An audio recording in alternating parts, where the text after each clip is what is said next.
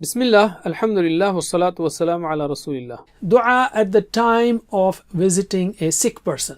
The first one is La ba'sa tahurun insha'Allah. La ba's, la means no. Ba's harm. La ba's, no harm. Like we say in English, no problem. No harm, when we say it to the sick person, la ba's, no harm, that means no harm will befall you. Tahurun. Tahur is purification. Here it means purification of sins.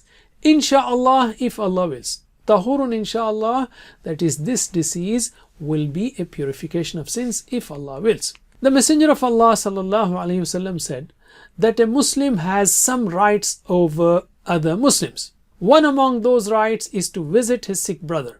The Messenger of Allah sallallahu alaihi wasallam also said that he who visits the sick will remain engaged in picking the fresh fruits from the garden of paradise until he returns. That means he keeps collecting rewards during his visit. We should use words of hope, saying that inshallah you will be better soon. La ba'sa tahur, la ba's.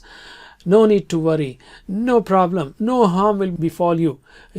Such words give a sick person relief and hope. Tahurun insha'Allah, that means this disease will be a means of purification of sins. Whether it is a disease, trouble, or even the pricking of a thorn, Allah forgives the sins of a believer by these pains and troubles. Please visit understandquran.com for our courses on Read Al-Quran, Learn Tajweed, and Understand Al-Quran, and for one-to-one learning. Jazakumullah khair. Wassalamu alaikum.